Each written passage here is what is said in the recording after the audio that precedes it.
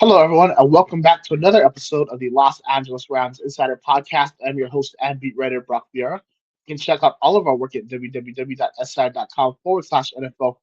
/Rams /on SI, where we drop double digit pieces of content every single day pertaining to the Rams, things that's happening to the NFC West that affects the Rams, and honestly, news around the league that has or could have some impact on the franchise. There's a lot of great things on there. There's a lot of great in-depth stories and some unique takes for most things football related, and then some other things involving the franchise that go beyond the field. So definitely check it out. Today we're going to be talking about the recent news that Jackson Smith and Jigba, the NFL's Offensive Player of the Year for this prior season, superstar wide receiver for the Seattle Seahawks, has just signed a record-breaking extension for wide receivers, placing his average annual value at a record high of $42.2 million per season. The reason why we're talking about this is not only does this move keep a phenomenal player in the NFC West who goes up against the Rams twice a year and this past season three times, they also the Seahawks also maintain one of the top receiver duos in general, with Shaheed and then Rashid Shaheed and of course Smith and Jigba. And then they also have Cooper Cup as well. And then he just retained Jake Bobo, who's a rotational receiver slash special teamer who does a lot of really unique and smart things for that franchise.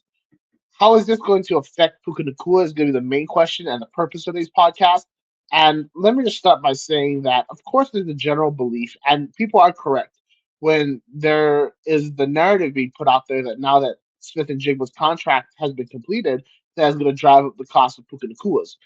True, but it really doesn't make that much of a difference in the long run. And here's why. And again, here's the purpose of this podcast is to properly articulate the current realities of the situation or what the current landscape looks like for the Rams and start to disprove some of these other narratives out there. Yes, it does raise the cost for Nacua, but not in a significant way, or at least not in a way that the Rams were not already expecting this year. There's two significant differences between Smith and Jigba and Puka Nacua that are going to define the average annual value of the contracts.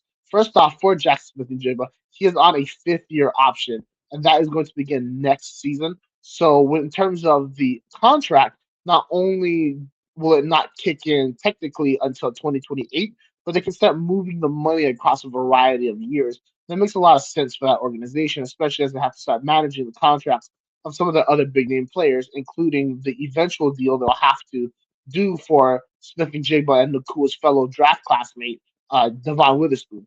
Witherspoon is also on a fifth-year deal, and he is looking to seek a record-setting extension. But going back to the Kua and Smith and Jigba's deal, of course, with that fifth-year extension is a little bit different because of how you can kind of put the money over those years. And again, since there's not this need to secure the contract this year because you don't have a risk of losing him to free agency next year, there was a lot more gray area to haggle with because you had time on your side, right? And there was a willingness to get this deal done early because of that time. Because when you start looking at the accounting moves that the Seahawks will have to make in order to get the book straight, there's nothing that's pressing, and that's the major difference in the situation. Because Nakua doesn't have that fifth year option because he wasn't a first round pick, he was a fifth round pick.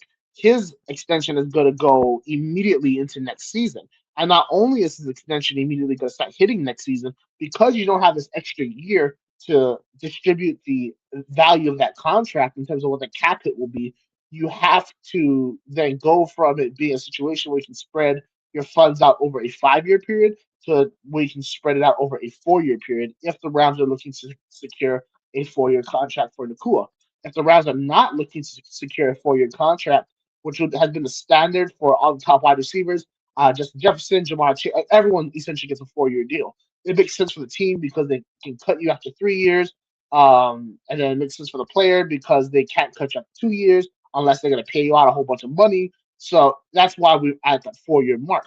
Well, when you start talking about the years, if it's not at four, that's going to cause this negotiation to continue. If it is at four, well, now the Rams need to figure out how they're going to distribute those portions over the next 4 years. Because I'm thinking that his average annual value is going to be about 45 million. So a 2.8 million hike up from where Smith and Jigba was at. Again, this is what I thought. Obviously, it might be a little bit different But then when you start looking at $45 million chunks across the span of 4 years, that's a lot to take on, especially when you have the 2023 class that you also have to extend beyond just Nacua. Guys like Kobe Turner, Warren McClendon, Byron Young, and talking about all these deals, and even these guys beyond that, that are going to come in the same time frame compared to the situation in Seattle, where they don't have that type of situation, and they also take care of a bunch of their other financial situations by letting a lot of guys go, um, guys who they felt that they could replace compared to some of the other positions of their Super Bowl winning squad.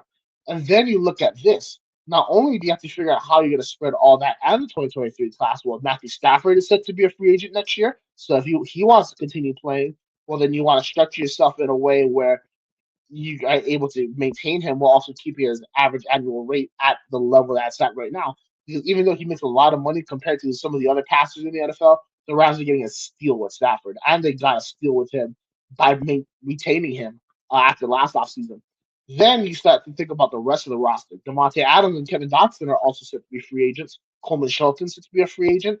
That's three critical parts of the offensive operation that you gotta start thinking about the future of, if not try to extend them for next year. And then you start looking at the defensive side of the ball. Not only do you have to deal with the 2023 class, well, the next offseason, Jared Verse, Britton Fisk, Cam Kitchens, they all become eligible for extensions.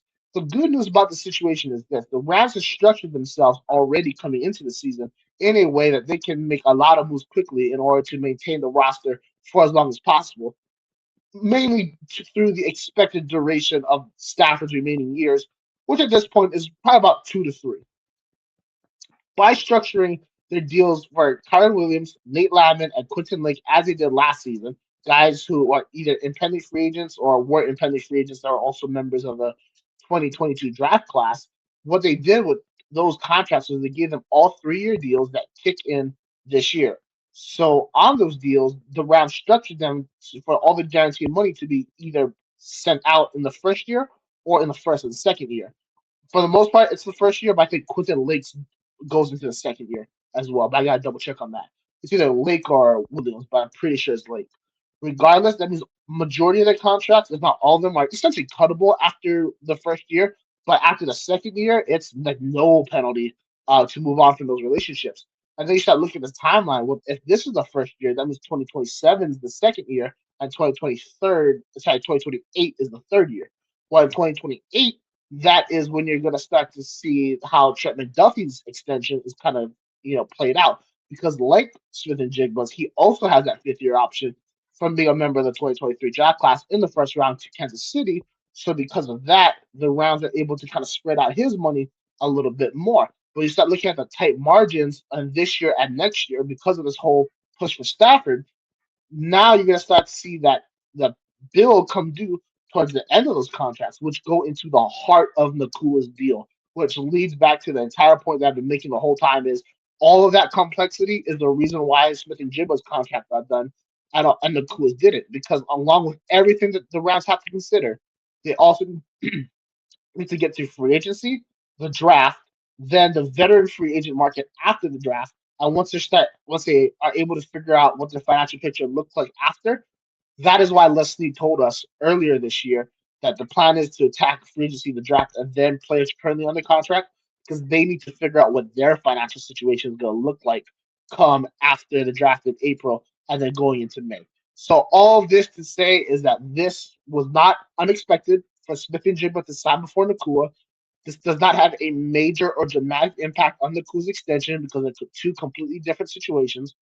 And to be frank, when you start looking at things on totality, yes, in this situation, Seattle got the job done first. But as mentioned, Devon Witherspoon, he needs to get his extension done.